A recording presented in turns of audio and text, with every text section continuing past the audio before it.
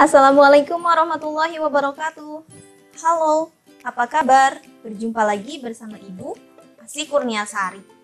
Pada video pembelajaran kali ini, kita akan membahas tentang kimia kelas 11. Bab 5, materi larutan asam basa. Tanpa berlama-lama, yuk kita mulai pembahasan materi kali ini dengan diawali membaca doa. Bismillahirrahmanirrahim. Oke, pada saat kalian SMP, kita sudah belajar tentang asam dan basa. Masih ingatkah kalian apa contoh dari asam? Di samping ibu sudah memiliki gambar buah jeruk. Salah satu kandungan zat kimia yang berada di dalam buah jeruk yaitu asam askorbat. Asam askorbat ini salah satu zat yang memberikan rasa asam loh di dalam buah jeruk tersebut. Nah, selain asam, kita juga akan belajar tentang basa. Salah satu contoh basa yang sering kita temui yaitu benda yang satu ini. Apa ayo? Tentu saja, ini adalah sabun. Saat kita akan mengidentifikasi suatu asam atau basa yang sifatnya masih aman untuk kita konsumsi, mungkin kita bisa menggunakan alat pengecap kita yaitu lidah dan alat peraba kita. Atau mungkin diantaranya bisa dengan menggunakan alat pencium kita atau indera pencium kita. Tapi bagaimana jika zat asam atau basa yang akan kita identifikasi ternyata dia berbahaya untuk tubuh? Sebagai contoh, salah satu zat asam yang berbahaya untuk tubuh atau bersifat korosif, apalagi pada konsentrasi tinggi, yaitu asam klorida. Maukah kita mencicipnya? Tentu tidak ya, karena berbahaya. Nah, untuk mengetahui kadar asam suatu zat, kita bisa menggunakan indikator asam basa. Di sini saya sudah punya 2 buah indikator asam basa, yaitu jenis kertas lakmus merah dan juga lakmus biru. Ingatkah kalian bahwa saat lakmus merah dicelupkan ke dalam zat yang bersifat asam, dia akan tetap merah. Sedangkan lakmus biru jika dicelupkan ke dalam zat yang bersifat asam, dia akan berubah menjadi merah.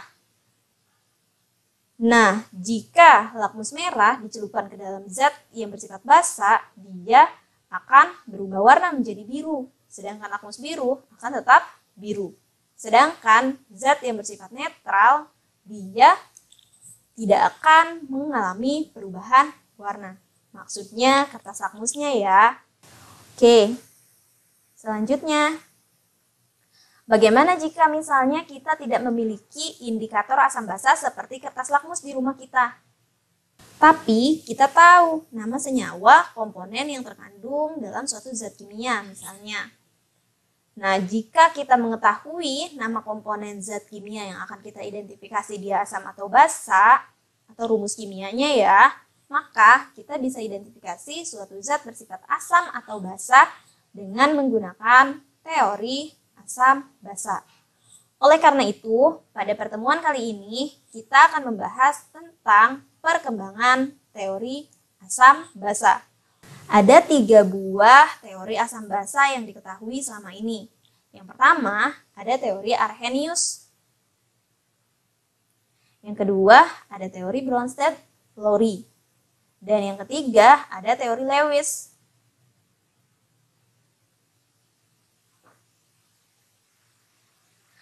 Menurut Arrhenius, asam adalah zat yang melepas ion H+ jika dilarutkan dalam air.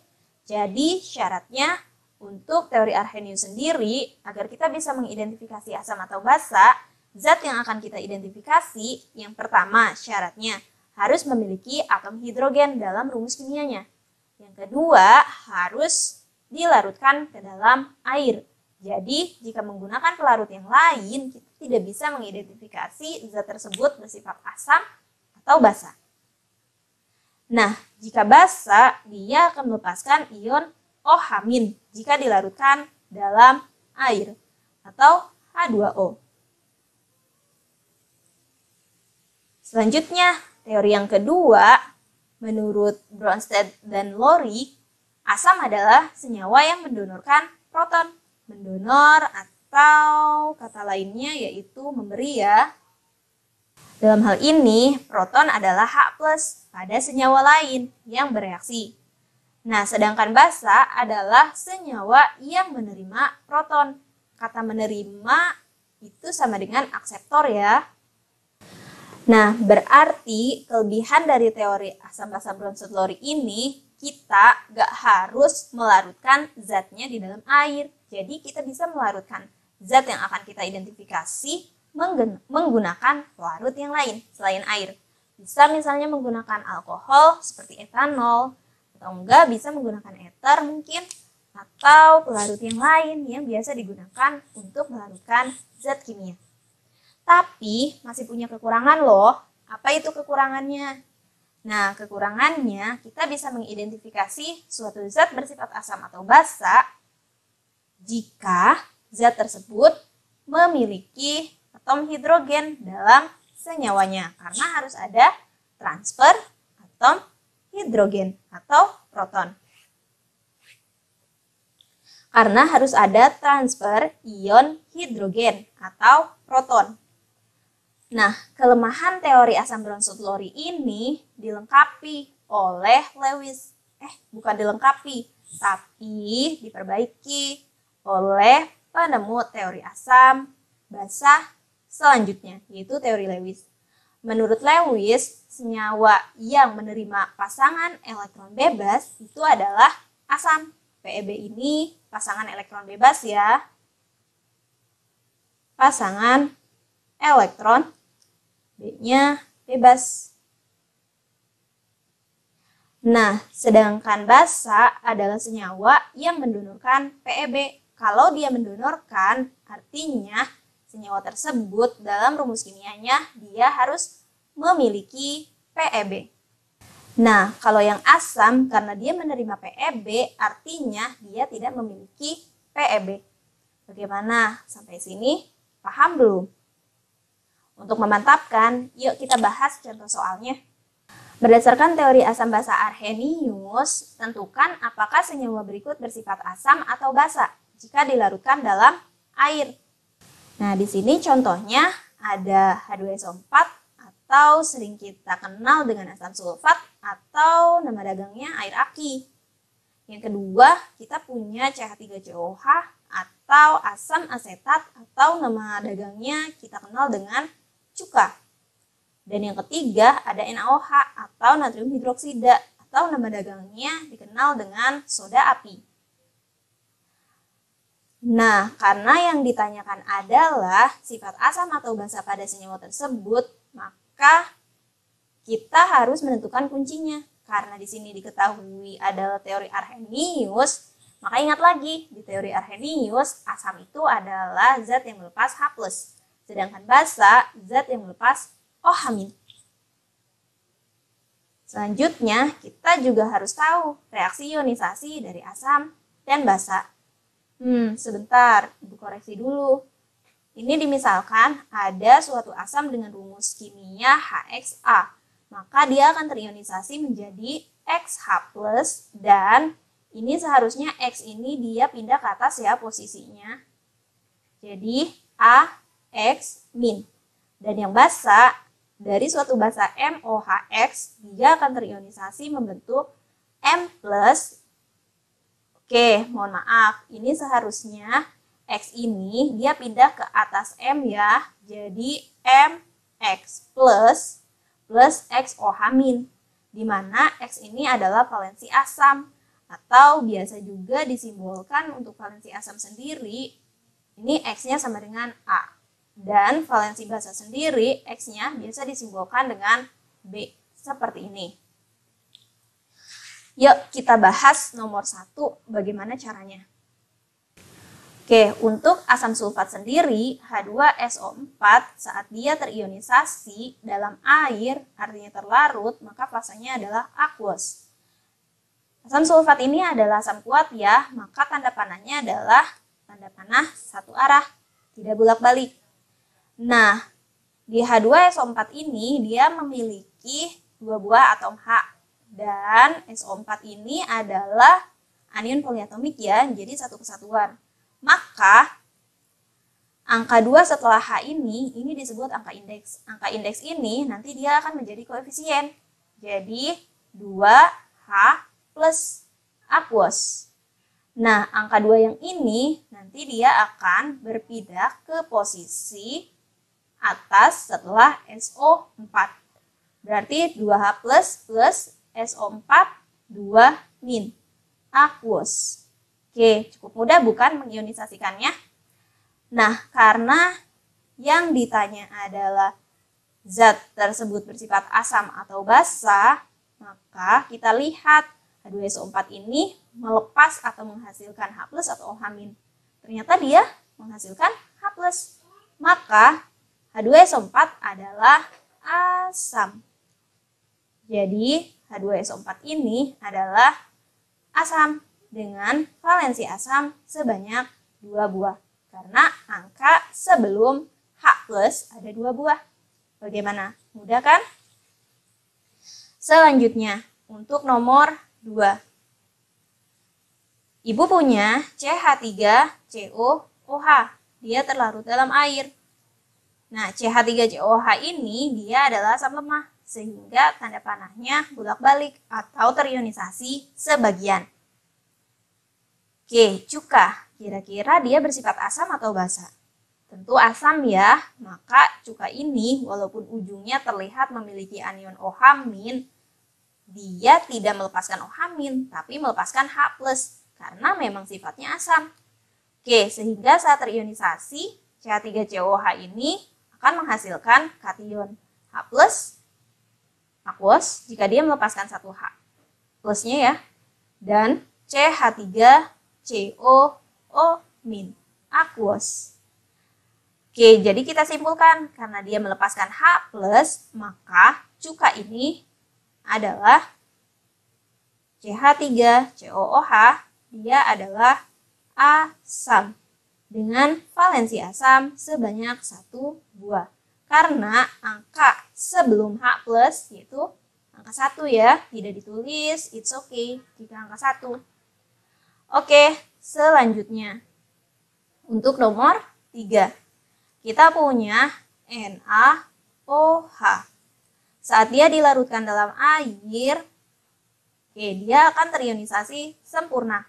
Perhatikan, biasanya basa ini dia terdiri dari suatu kation logam. M ini biasanya dia untuk logam ya. Kation logam yang terikat dengan anion OH-, tapi tidak melulu harus logam. Nah, kita lihat, kita identifikasi Na itu logam kan, dan OH ini dia satu kesatuan atau anion OH- akan membentuk anion OH-. Jadi Na ini dia akan mengion, membentuk Na+. Kenapa plus? Karena OH-nya hanya 1 buah.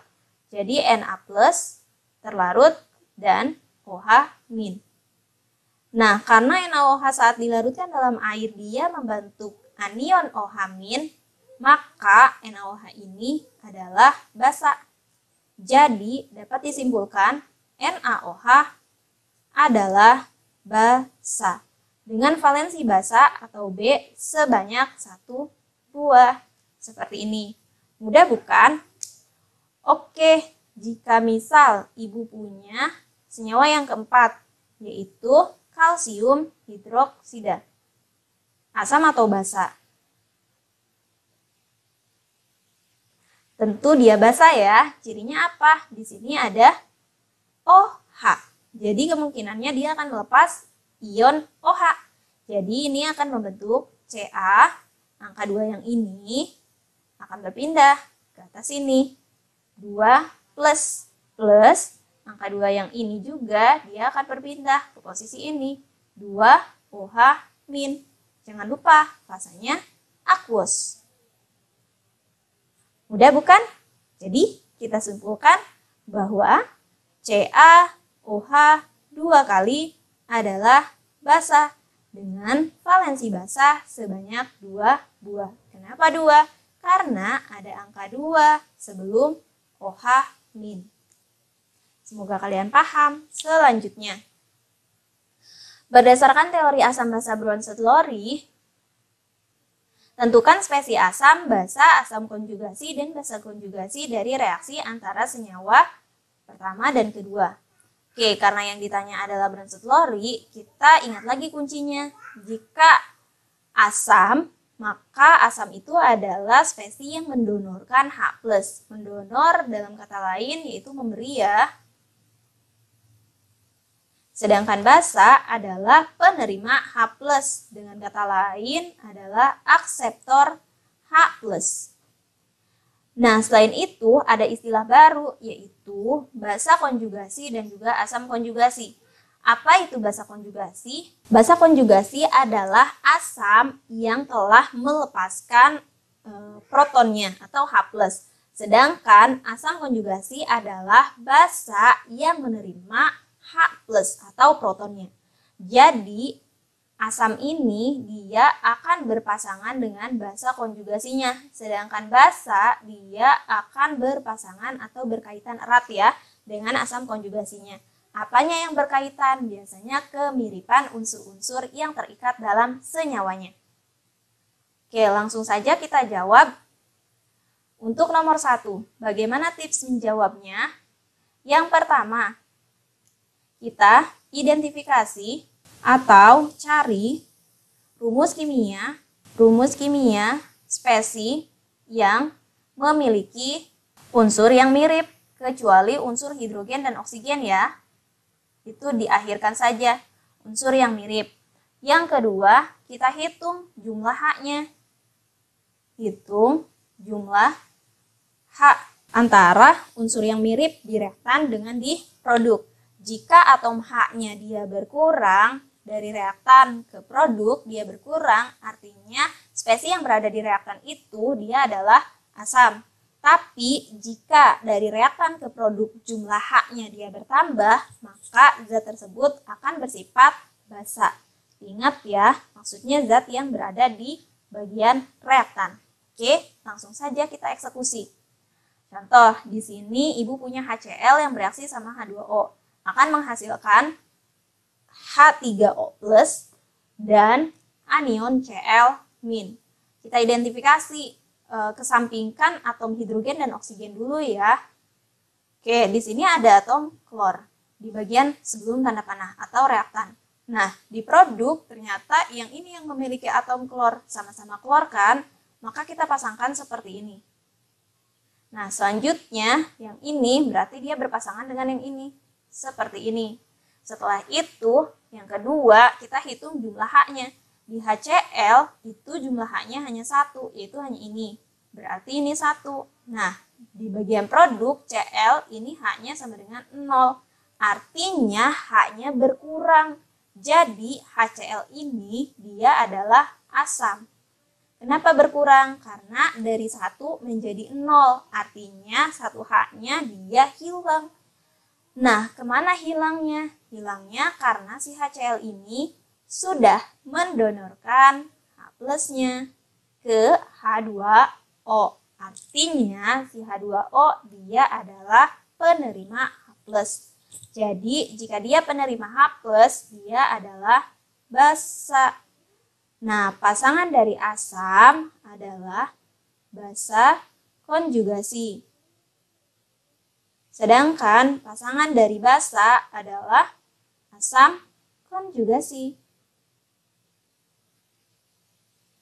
Oke, karena yang ditanya adalah spesi asam, basa, asam konjugasi, dan basa konjugasinya, maka dapat kita simpulkan bahwa asamnya adalah HCl dan basanya adalah H2O. Sedangkan basa konjugasinya adalah Cl-. Dan asam konjugasinya dari spesi tersebut adalah H3O+. Bagaimana? Cukup mudah bukan? Jadi, identifikasi dulu. senyawa yang memiliki unsur-unsur yang mirip. Kesampingkan dulu hidrogen sama oksigen ya, karena biasanya akan lebih mudah jika kita identifikasi senyawa yang memiliki unsur selain hidrogen dan oksigen. Oke, selanjutnya teori yang ketiga adalah teori Lewis. Berdasarkan teori asam basa Lewis, tentukan spesies asam dan basa pada senyawa berikut.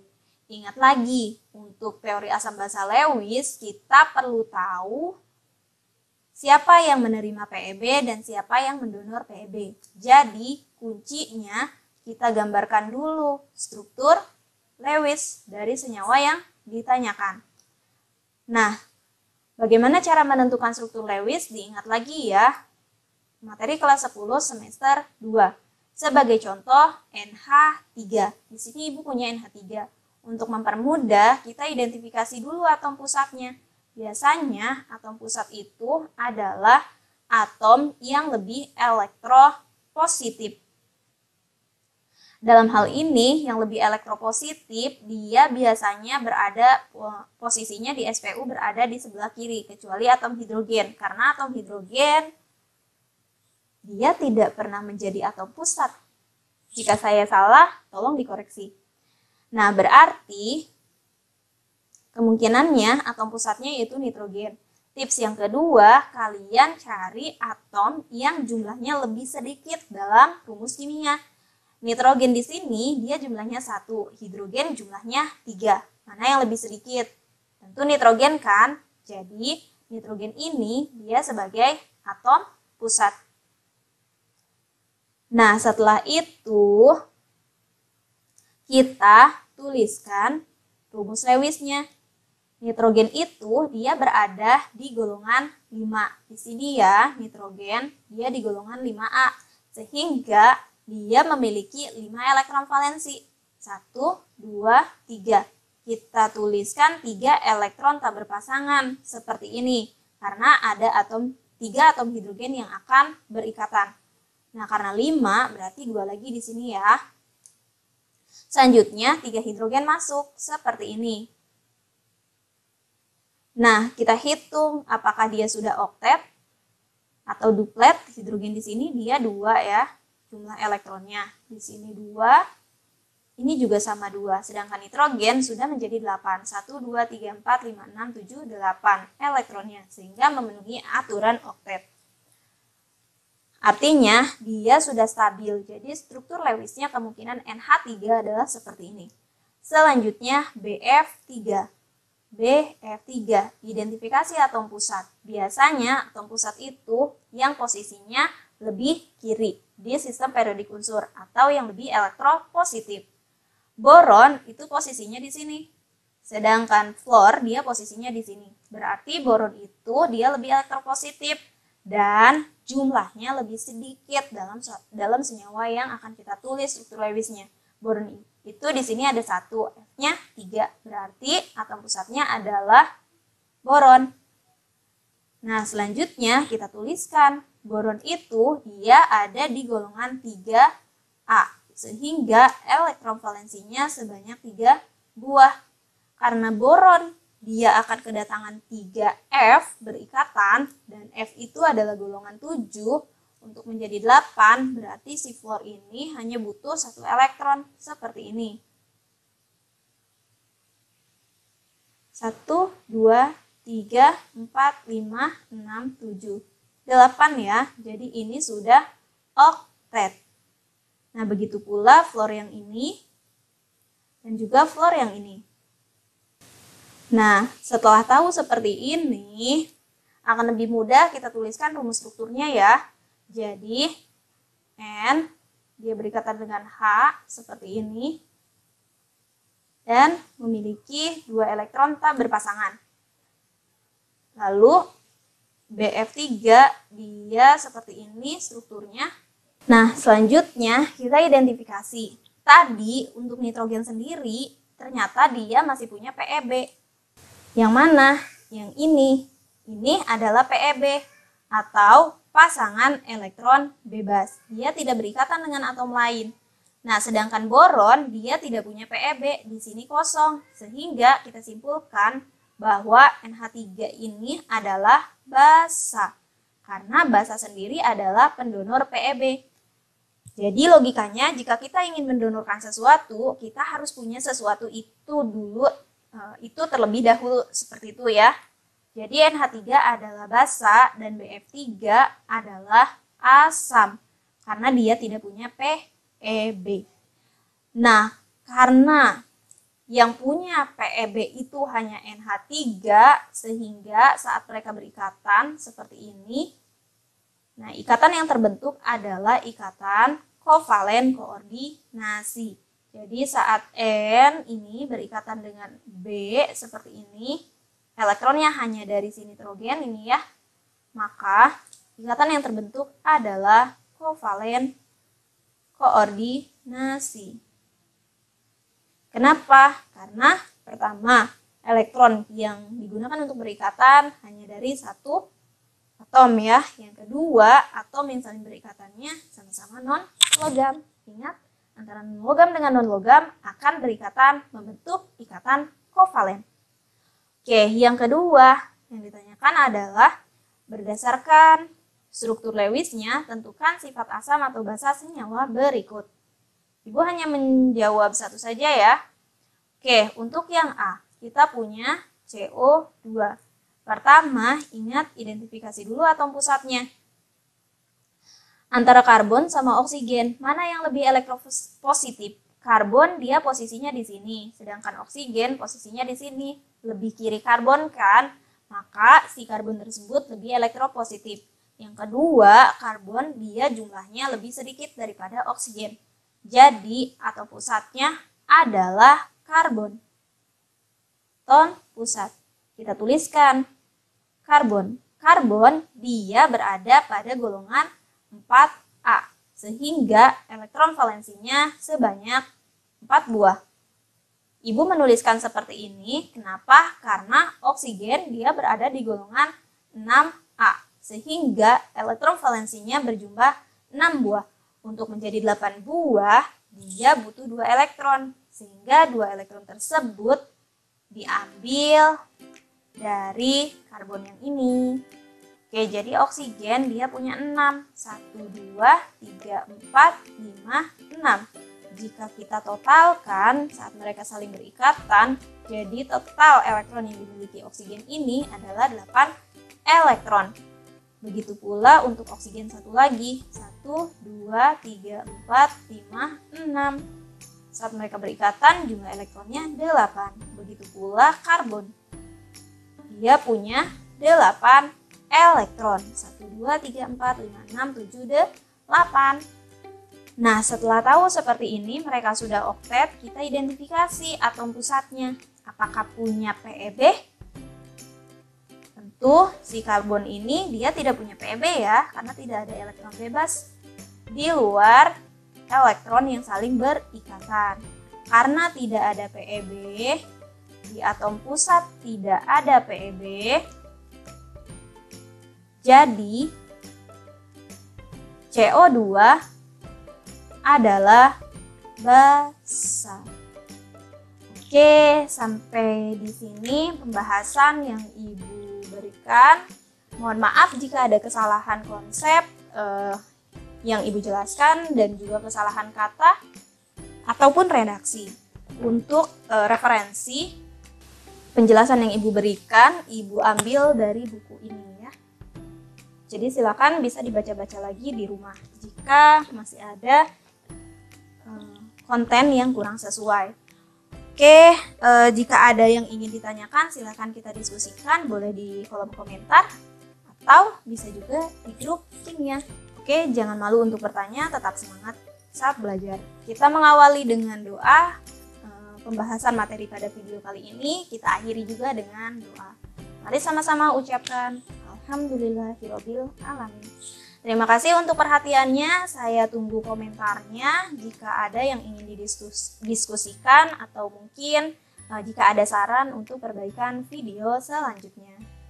Sekali lagi mohon maaf. Billahi taufiq wal hidayah. Wassalamualaikum warahmatullahi wabarakatuh. Sampai jumpa.